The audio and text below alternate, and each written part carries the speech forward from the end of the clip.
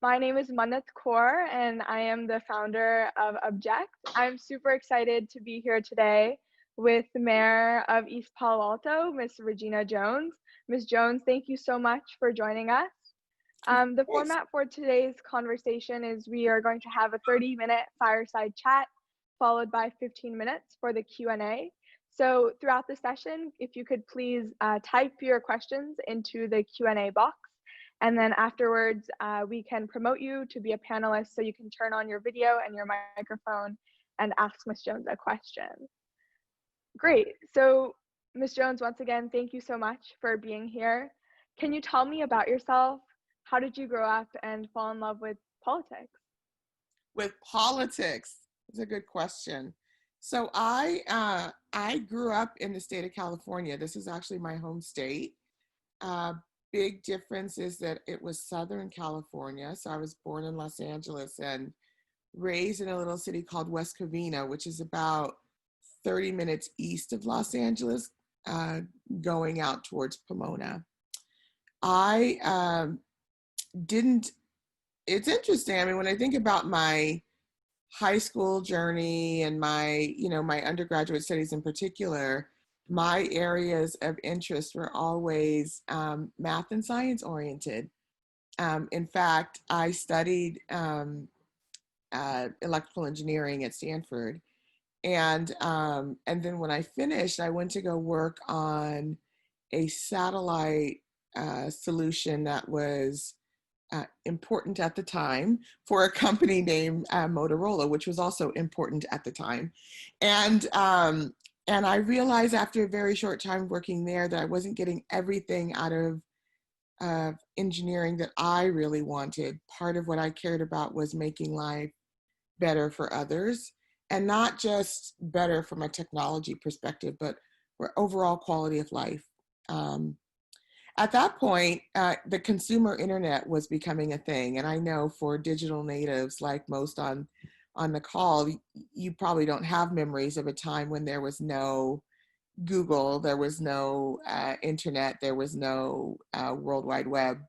Fortunately, I don't. That would be pretty scary. Exactly. But at that time, there was none. It was just starting to emerge. And I remember coming home from college one day because my father worked for the Los Angeles Times. And I remember telling my father, um, Dad, you're going to have to find something different to do because this thing is coming that's going to put the LA Times out of business. And he was like, what nonsense are they teaching you up at Stanford? This is ridiculous. People have been getting up for, decades, getting their mail at their doorstep, reading their mail. I mean, not their mail, their news, their newspapers. That's not going to change. But I could see very clearly that the new technology enabling web was going to substantially change the way that we communicated. Anyway, fast forward, some of you may know that the Los Angeles Times, which was his company, filed for bankruptcy protection years ago, and you could kind of see it coming. But he didn't see it coming. I could see it coming, and so what I was looking for in my policy degree, which I then went back and earned in my master's work, was a different and more interdisciplinary way of looking at technology as not just as an enabler in making people's lives easier, but as a way to make life better for all of us, and most importantly, at the time, to help make sure that nobody was left behind. So what was funny, and for those of you who are searching for your path toward what you're going to be doing professionally, this may resonate with you, but when my offer came to me coming out of undergraduate to go work for Motorola, it was almost 2 times bigger than the offer that came to me coming out of UCLA with a master's in public policy. And so I remember saying at the time, well, you didn't grow up rich necessarily. And so you should go do the thing that the market is going to pay you the most to do. But I also knew that I would at some point circle back and come back to policy and public service. So 20 years later, after I started my career, 20 years later, I did come back. And this was after working on several campaigns. I worked as a field organizer for President Obama. I worked on a fundraising campaign for Senator Kamala Harris. I did the Get Out the Vote in Michigan for at the time Secretary Clinton. So I did that in the state of Michigan. And then when I came back and I turned 44, in honor of our 44th president and my own aspiration, I ran for city council. I ran and I won, and now I'm the mayor of same city. So it's been an That's interesting journey. awesome. Yeah, a lot of fun. And what do you do now as mayor? What do I not do? It's really interesting.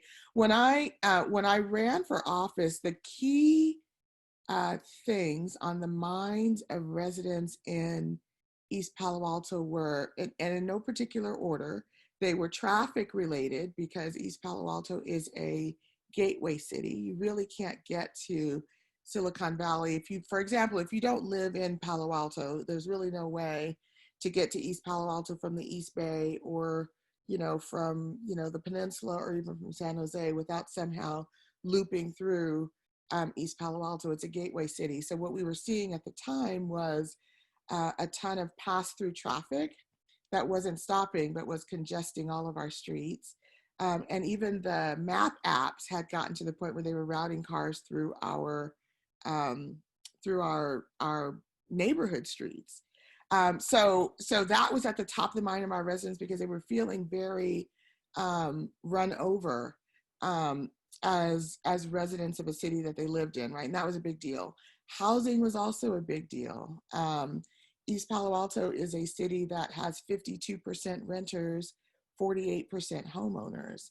And for the renters in particular, they were feeling very pinched, very much like rents were rising really fast. They weren't rising in concert with incomes. They were feeling very pushed out of the city, and they wanted solutions that would both help ensure that they could stay and also help ensure that there was a sense of permanence, right? It's not just I'm staying for now, but I can stay for a long time. My children can have some place to come back to as well. So that was a big campaign point. There are a couple more, and if I go through all of them, I'll take up all of the time. But the point is to say, when I became mayor, it was my moment to really focus on all of those things. And what happened? 3 months later, COVID-19 happened. So there is no traffic, right? There's no traffic because no one's driving. And while we do still have some concerns about housing and they're real concerns, not just for East Palo Alto, but for many Bay Area cities. The truth is that COVID has changed much of the way that the average company looks at the need to come into the office every day and also the need to be in the city where the office operates, right? I mean, the whole world of remote work has opened up in a way that is very different Right. than just 1 year ago. So all of these policy concerns that were somehow impossible for us to solve over the last decade all went away with the pandemic.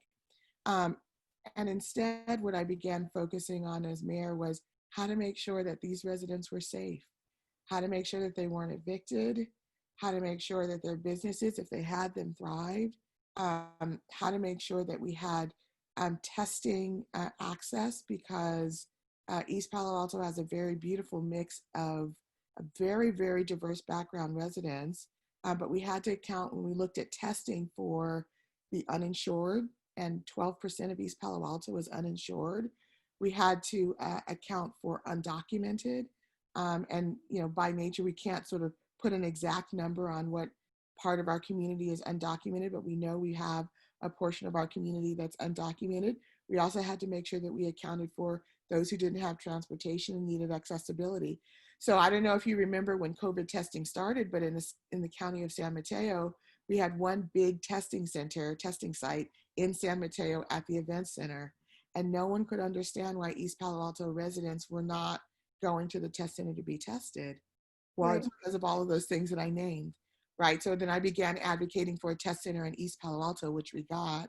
And now we're testing 1,200 people a weekend, not just East Palo Altans, but several hundred of those every weekend are East Palo Alto residents because we've made it accessible and we've addressed the issues that people need us to overcome to help make sure that they get the right access to the right things at the right time. So while I'm working on nothing really, I mean, except as background policies, right? You never stop thinking about transportation solutions. You never stop thinking about how to give people a path to ownership and wealth, right? You never stop thinking about that.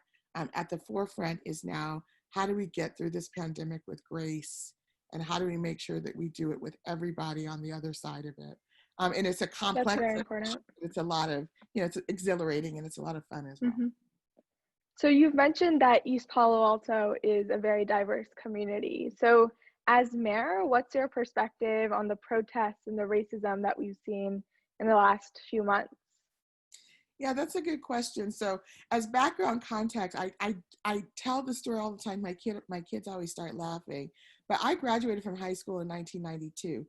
Most of the people on this call were not alive in 1992.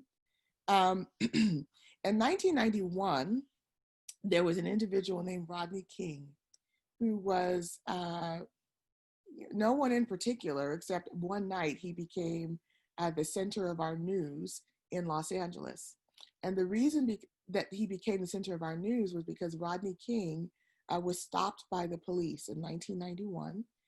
And this was around the time when video camcorders were important. We didn't have smartphones, but we did have camcorders. And he was stopped by the police. He was taken out of his car. The situation escalated and he was brutally beaten by the police for no particular reason. That that incident was a huge incident because it was one of the first times that this kind of activity was recorded. Right, it was enabled by technology. It was recorded.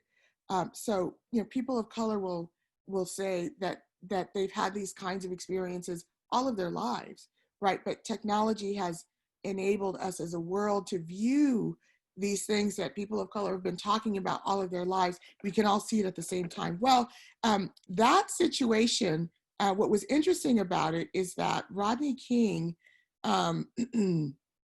it escalated. The police officers who brutally beat him were ultimately exonerated. They transferred their case out of the district out to Orange County. They were tried by their peers, not the peers that would have been peers to Rodney King when that happened in Los Angeles, and they were completely exonerated. And that tipped off an outcry and led to a series of protests and riots in the city of Los Angeles. I graduated the next year from high school, the year that they were exonerated, as the riots were happening. And I was valedictorian of my class. And I remember at the time, the newspaper came to interview me and they asked me this very same question that you're asking me. And as I said, I didn't grow up in Los Angeles where all the action was happening. We didn't have Instagram and Facebook. These were things that I was looking on in my news, just like everyone else. And I ask myself now in retrospect, because it's almost 30 years later, why in that moment I was not inspired to protest. It was clear that he was unfairly treated. It was clear that something different had to happen, right? And so now, and I have an answer to that, by the way. My answer is that my parents and parents of my generation were all raised during the civil rights movement. And so they all witnessed King killed, Martin Luther King killed, Malcolm X killed, Medgar Evers killed.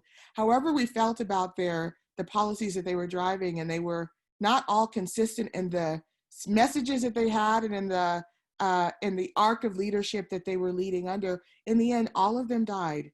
And so my parents absolutely cultivated in me a sense that I needed to stay focused on my academics and not focus on protesting at all. That's not your thing. So 30 years later, as the mayor of East Palo Alto and watching George Floyd be murdered in the street, right? It was almost like a PTSD experience because it brought back 30 years ago the very same feeling that I had.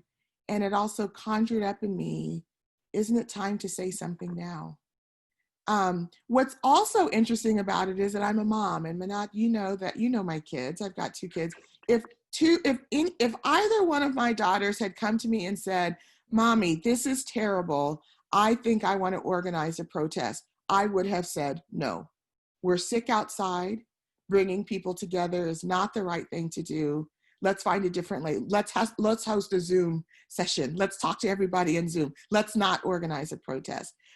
So when one of my residents' daughters came to me and she said, Mayor Wallace Jones, I want to organize a protest, my first thought was, no, right? Not because I was afraid of the protest, not because I was afraid of what demands she might present to me as the mayor, not because I know that the police force ultimately reports into the city council and ultimately into the mayor. I was concerned for her life.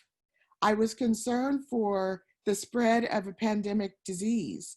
I was like, these were all of the things that I was concerned for. And what was interesting for me is that her resolve was so strong that she refused to back down to the wishes of her mayor. And ultimately, Incredible. it was incredible. Ultimately, I conceded that this was the right moment. What I asked the police force to do was to give her water and masks and make sure that she did it safely and well. What I did was sent my pastor there, and I asked him to pray with her in advance and make sure that she felt spiritually safe. What I did, because I had a board meeting that day and I actually couldn't even participate in the protest myself, was send her parents remarks of support so that the city knew I was with her, even though I was afraid for her. And ultimately, it was she that led me to the point where I was okay speaking my voice, which is why I then joined the Palo Alto protest with several students who had organized, Allende and several other students who had organized a protest in Palo Alto. What I know is that the voice of protest is right. And what I know is what was cultivated in me was to choose life over speech. And I said this in my protest speech in Palo Alto. And my resolve is that we must have life and speech, right? We must be able to speak loud enough to get change in the way that systems are built. And we must do it in a way that doesn't make us feel afraid that our lives are at risk. So this is where I am. This is where I live. This is where I stand. As I look at the institutions that are most troubling to people of color, if I look specifically at the police force in the city of East Palo Alto, what I will say is that they've got 80% approval. There is no law enforcement institution that's going to ever have 100% approval by all of its residents. But we've worked really hard in the city of East Palo Alto to create good, solid alignment between our police force and our residents, right? So an 80% number is a big number. Where I have found myself having to raise my voice and to try to move for change is in our adjacent cities. So I'll just tell you two quick stories and I'll be quiet. In the city of Menlo Park, we, East Palo Alto, are immediately adjacent to Bellhaven, which is in Menlo Park technically, but it's also right around where Facebook operates. And so having been a former Facebook employee, I know that Facebook gets lots of threats, bomb threats, other kinds of threats, not, just because Facebook is Facebook and, they allow for lots of social sharing and they allow for lots of speech and speaking and sometimes it makes people upset. They're a huge global institution and they get threats at times. So what was happening in Menlo Park, as I understand it, is that when they got these kinds of threats, they would call the Menlo Park police. And the Menlo Park police started to say, hey, look, while we're helping you with these threats, we're also taking away from servicing the residents of the city of Menlo Park. So we need your help because your big issues are dragging us away from the day-to-day issues of our people. And so Facebook said, no problem, we'll help with that. We'll give you funding to increase the supply of your police officers. Well, the issue with that, and I can totally understand Facebook's perspective and I can totally understand how they're trying to be helpful without being a drag on the city. The issue is that you don't get a bomb threat every day. So when you increase the number of police officers, you're staffed for burst, right? When it happens, you've got enough. But when you don't have a bomb threat, you just have more police on the street. And so those who live immediately adjacent to Bellhaven feel over-policed because there's just too many police on the street all the time who appear to be looking for things to penalize people for. In East Palo Alto, our police force is 38 people. So at any given time, we only have 4 police officers on the street, right? So when you take 4 police officers from East Palo Alto and you combine it with 12 police officers just in Bellhaven, that's a lot of policing that's happening for a Yeah. community that's used to 4. So that's one issue. And then I've So also— just really quickly about that one, I've been hearing a lot of talk about why we need to defund the police. So to you, what does that look like? Yeah, so when I think about the police, there's a range of things that police do, right? Traffic and traffic enforcement, parking and parking enforcement. These are very lightweight things. They don't typically require guns or any particular kind of criminal training. They're more designed to sort of make sure that things operate in a smooth and untenuous way. But then they also do things like, deal with domestic violence and, deal with, homicides and deal with, other things that are pretty substantial in nature and require much more skilled professionals and also require much more skill with dealing with and de-escalating conflict than, for example, putting a ticket on somebody's car because they're parked in a red zone. When I hear defund the police, what I hear are 2 things. One is, let's reimagine what enforcement looks like and come up with solutions that are useful for everyone, that protect everyone, right? That's one. The other is to say, when I hear defund the police, I say, let's look at our budget priorities and figure out if there are things that we are overfunding, such as the police, and things that we are underfunding, such as education, for example. And to me, even though defund the police is a very strong way of saying something, ultimately, what we've got to do as policymakers every year is look at what our priorities are and how we've distributed our dollars. I'm not afraid of that. I'm not afraid of being asked by our people and our residents to shift and make some changes. Arguably, we have many priorities that we could otherwise be focusing on. We can invest a lot more in education. We can focus a lot more in resurfacing streets. We can focus a lot more in modernizing our technology. We can focus, right, there's many things that we can focus on at any given time. And so asking us to do that, and also asking us to look at the enforcement apparatus that we have and make sure that it works for everyone, and that we defund the things that are not working and reimagine what could possibly work. I think that's what we have to do. So I'm about it. I'm aligned with it. For me, it's not a big escalating thing. It's just a matter of looking at your priorities and figuring out what to do, and also looking at what your impact is and figuring out how to get the impact that you really want. So for me, that's okay for me. Awesome. I love that explanation. So race is obviously a very big issue here in the US. What advice would you give your daughters and other girls who want to step up and do something about it? Race, yes. So what for any Black young woman, and then I'll broaden it for any Black young woman, she or he, I say she because we're talking to all women in this call. She at some point will say to herself, why do people call me Black? I'm not Black, I'm brown, right? The whole race color thing we know is in some ways an artificial thing. It's been given meaning in the United States and around the world. And, I've been spending time sort of tracing the instantiation of race in the United States. Like, when did it become a thing? Why did it become a thing? And then what are some of the things that we can do to unravel the institutionalization of race, right? Because it actually is meaningless. There's nothing genetically substantially separates Black people from any other people.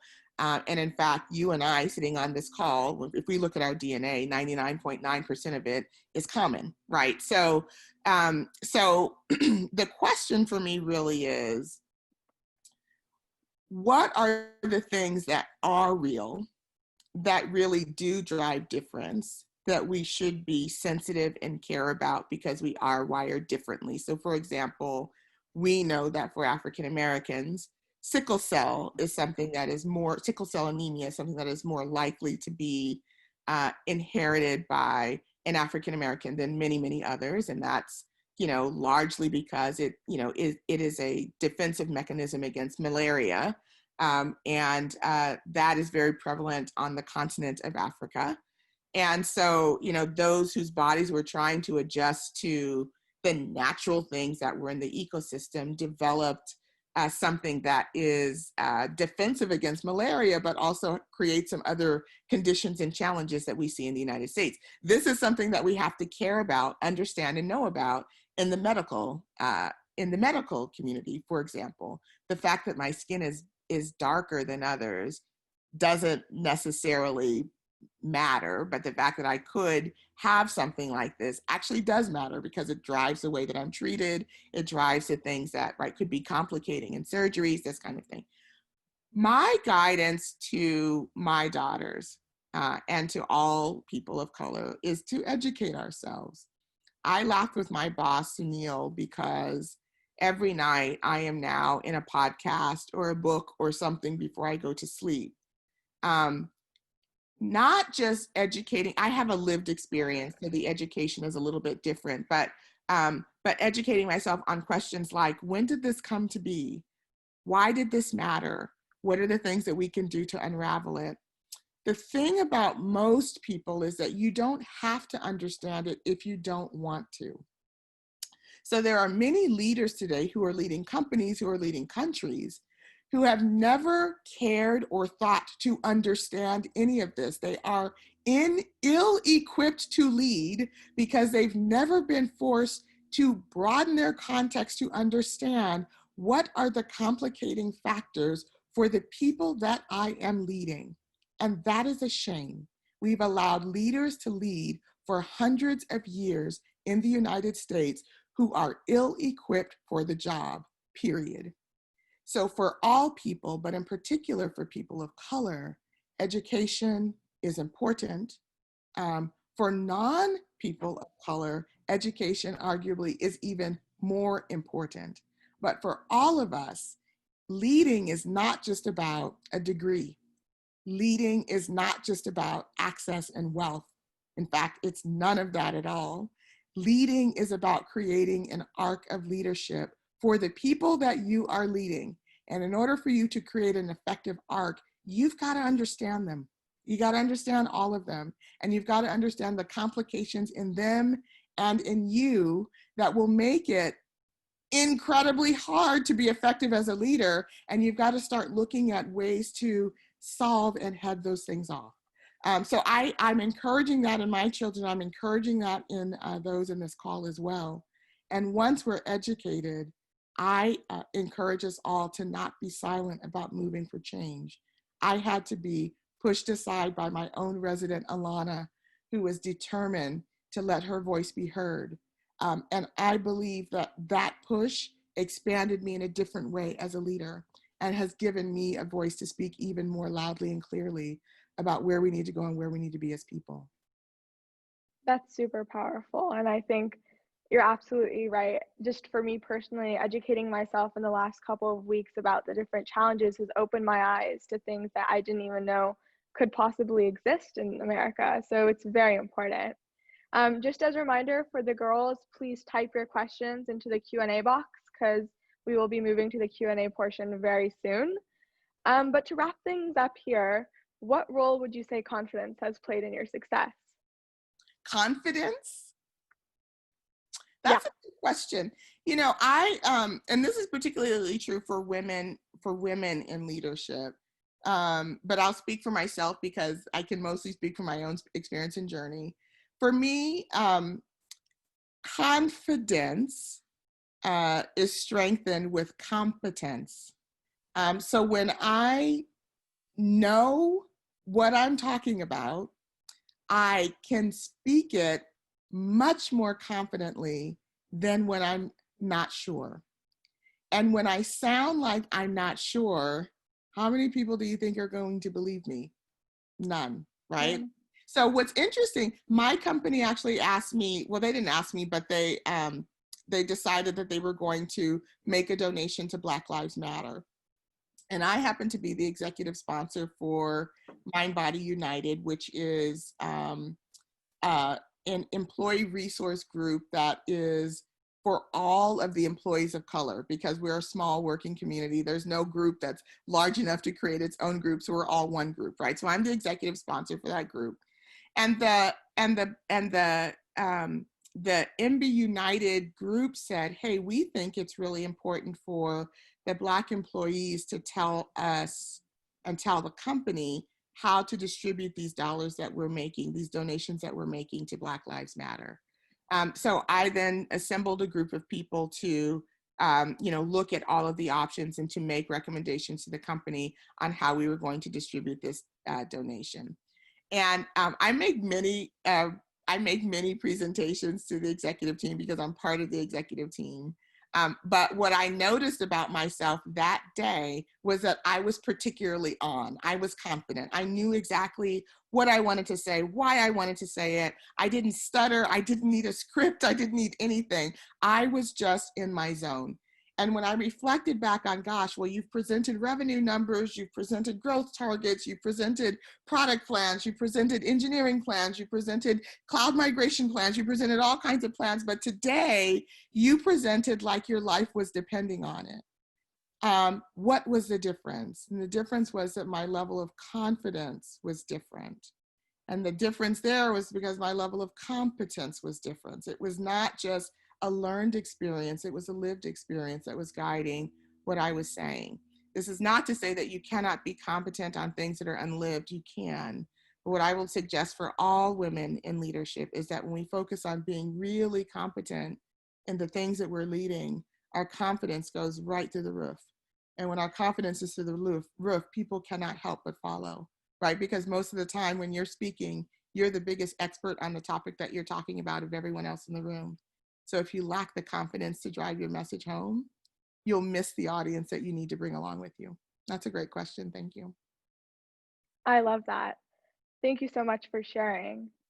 Great. So why don't we move into the Q&A portion? Our first question will be from Suri. So Suri, if you could please unmute yourself and turn on your camera. Hi, my name's Suri, and my question is, how do you balance your life as a tech executive, politician, and an advocate for racial inequality? That's a good question. And I never try to come across like I'm balanced. I'm not. I'm completely imbalanced. The thing that I noticed when I was in my 30s, and quietly I'm in my 40s now, probably closer to 50 than I'm willing to admit, I realized that the calculus for my life was going to be very different. For some people, they wake up and they say, I want to be a CEO. So everything that I do is going to be in service to being a CEO rather. For some people, they will say, I want to be a mother, right? And all of their energy is, sort of dedicated to being a great mother. Others will say, I want to do this, I want to do that. And so the calculus really is you spend a lot of time doing this thing, and ultimately you're going to be really good at doing this thing. I knew for me that there was always a lot of things that I wanted to do. Like I said, from the start, I was engineering and public policy. From the start, I wanted to be a mother and a professional. From the start, I wanted to lead. From the start, there was just all of these things I wanted to do, and I never wanted to choose. What that means, at least what it means to me, is that I'm not going to move as fast, right? Arguably, right? I'm a senior VP now, I'm 46. Some of my colleagues were senior VPs when they were 36, right? I couldn't feel bad about that because I was also field organizing and working for President Obama. I was also raising 2 children, right? There were different things about my life that I loved and that I didn't want to be any different.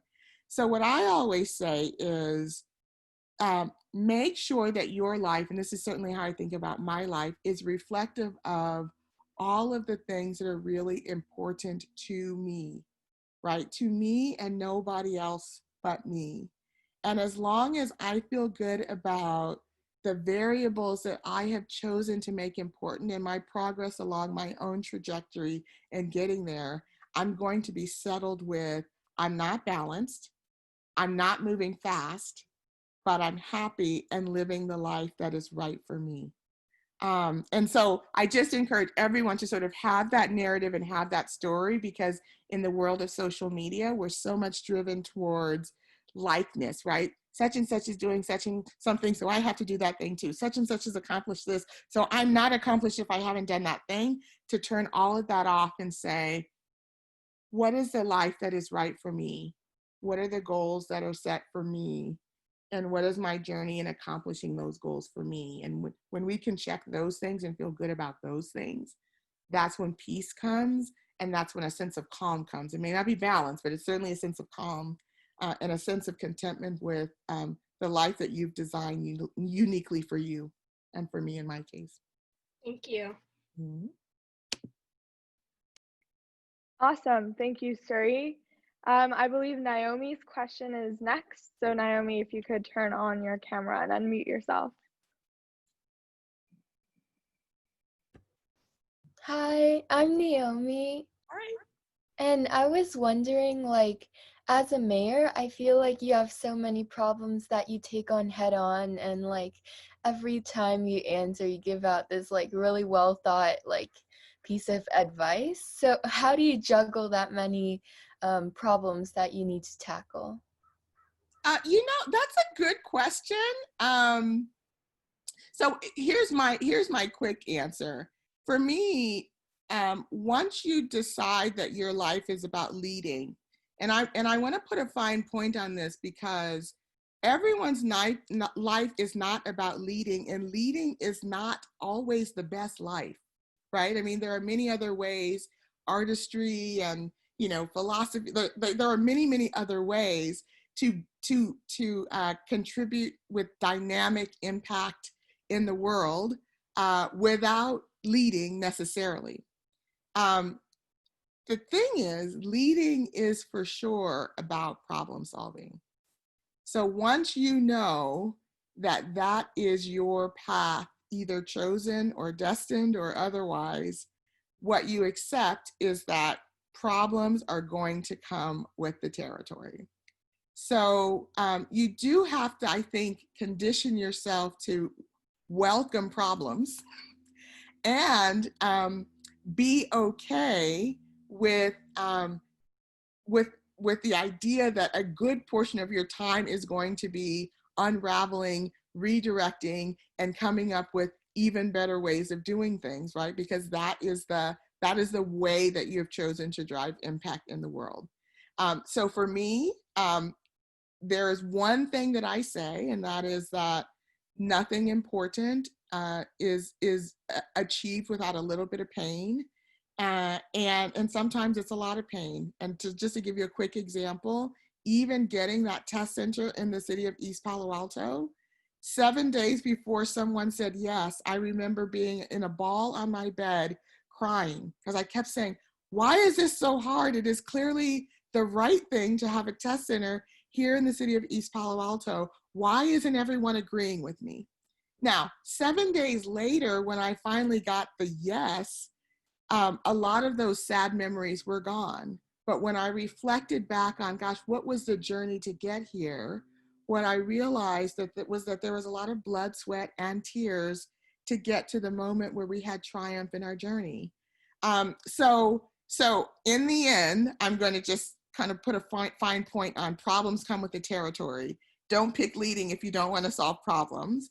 And that in so doing, there is going to be some pain and some trial and some struggle. And that's okay too, because in the end of that, you know that you've driven impact through your leading, unraveling problems, driving towards solutions, making the world better.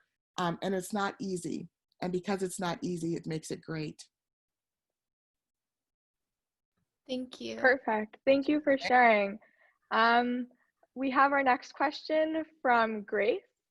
So if you could also please unmute yourself and turn on your video.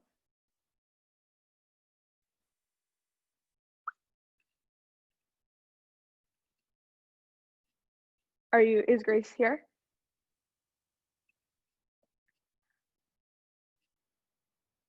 Okay, why don't I go ahead and ask her question?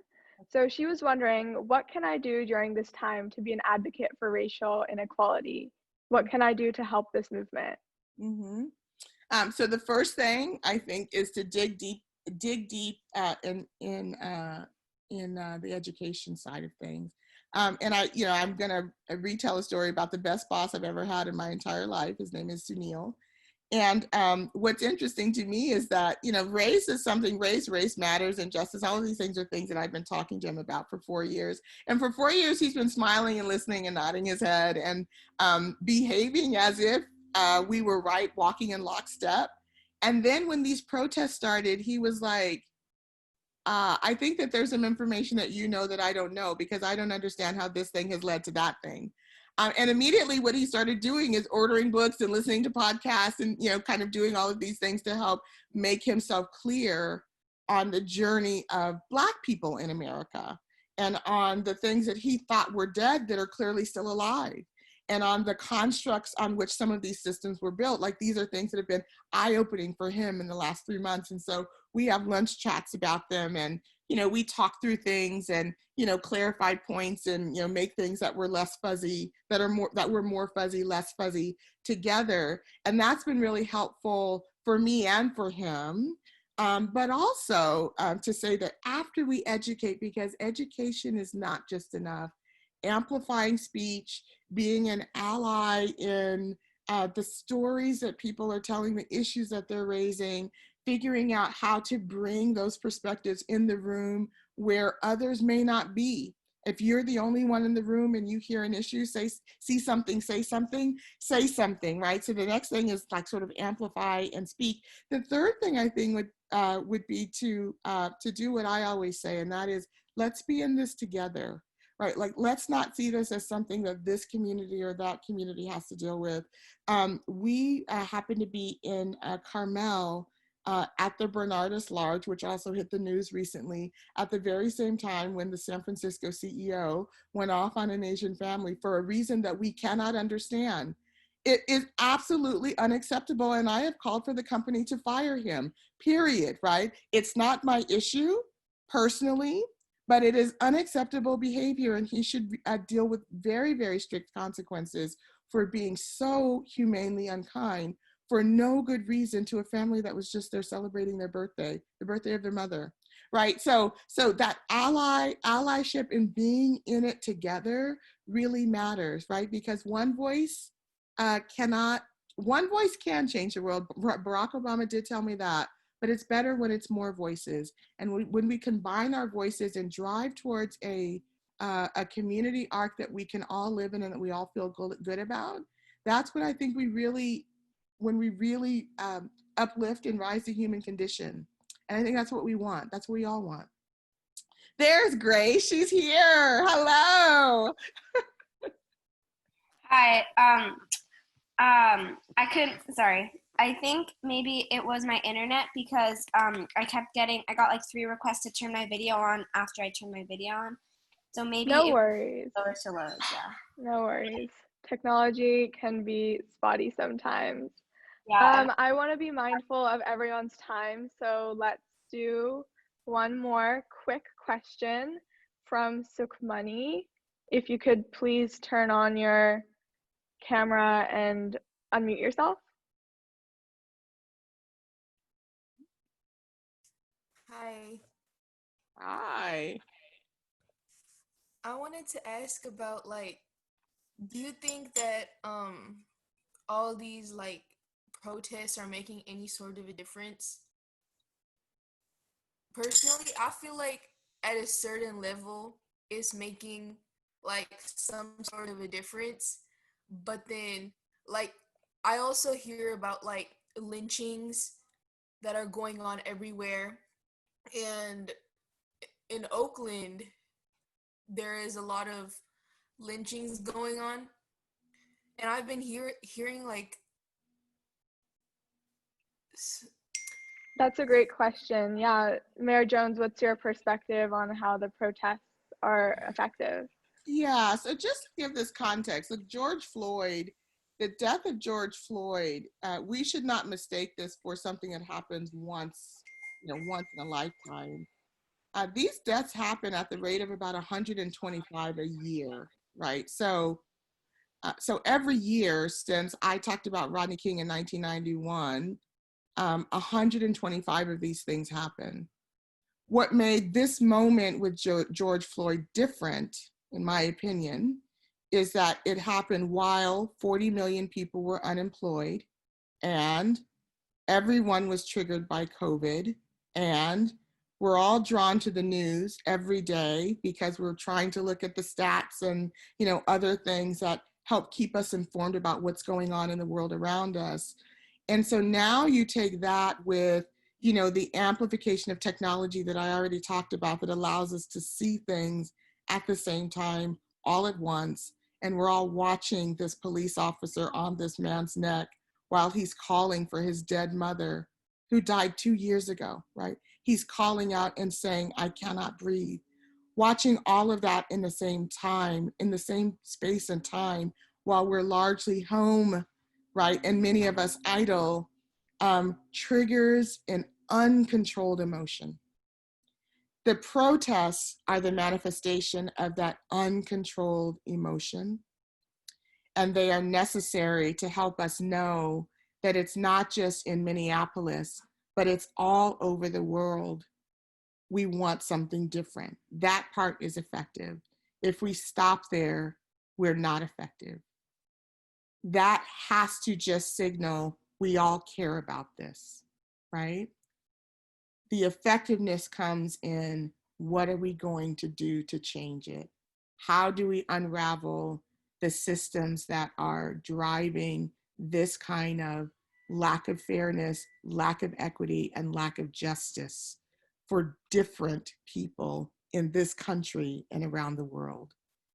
And when we break down those institutions and remake them, right? Institutions which arguably were created at a time when Black people were not even thought of or considered people, when people of color were not thought of or considered people in this country, right? The institutions were not created with them in mind. So how do we recreate and reimagine institutions that have all of us in mind? Because we're people, we're here, right? And we all want to live in peace and to progress towards our version of happiness.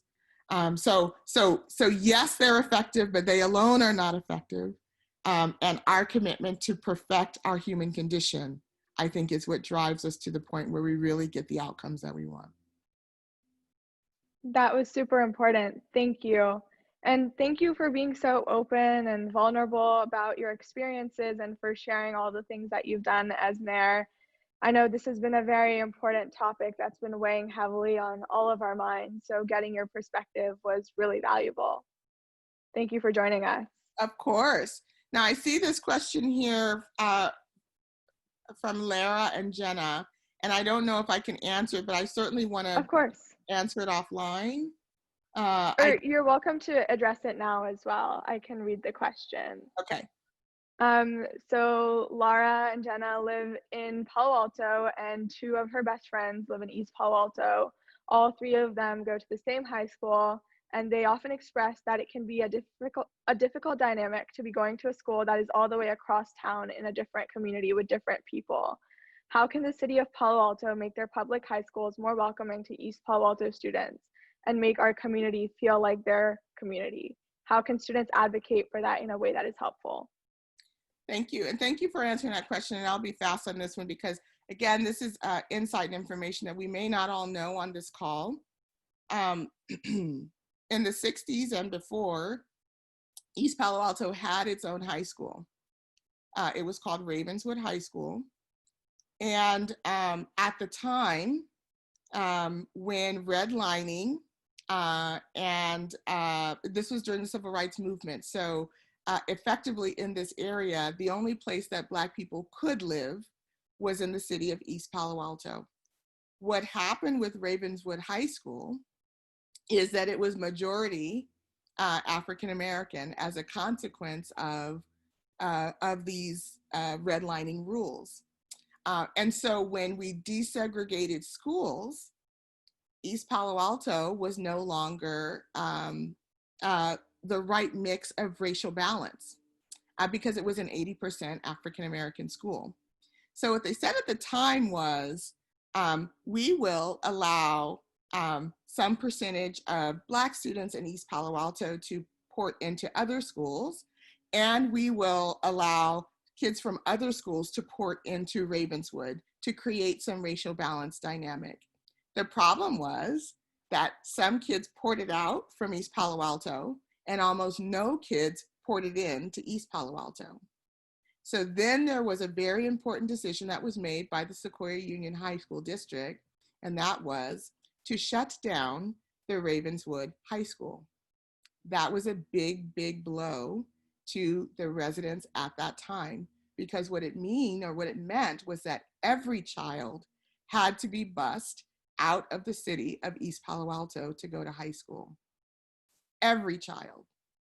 That is not so true today, because we do have East Side, which is, a charter school that allows some percentage of students to come. We have a couple of other, charter schools that are here in the area, but still the vast majority of East Palo Alto students bus out to another city to go to school. As we reimagine our education constructs, we have to ask ourselves two things. Number one, why are we the only nation in the world where education is funded by property taxes, and that we drive difference in our educational systems between the wealthy and the not so wealthy? We are the only nation in the world that does that. So that's problem number one. Problem number two is we created this problem at a time when racism and segregation was at its height. Now it's 2020. What are we going to do to recalibrate and to make some of these things fair that were inherently unfair at the time that these decisions were made? So these are things that this generation right now can lend voice to and can drive some support. How do we make sure that all schools are funded at the same level, no matter how much your parents make and no matter how well your school is subsidized? How do we get schools funded at the same level? And how do we turn back the hands of time and not make a follow-on decision that was immediately and originally rooted in racism to begin with? How do we unwind that? And these are the challenges that we, I think, have to unwind as this next generation of leaders and contributors in this area. Wonderful. That answered my question. Great. Thank you for sharing your perspective on all of these issues. I think hearing from you, someone in a position of leadership, about what we girls can do to make a difference has been super empowering. Girls, this is our July Object workshop. We will now have our next workshop in September, and signups for that will open in early August. So thank you so much for joining us today. Once again, thank you, Mayor Jones, for sharing your story, and have a great weekend, everyone. Awesome. An awesome job, Manat. Thank you. Thank you.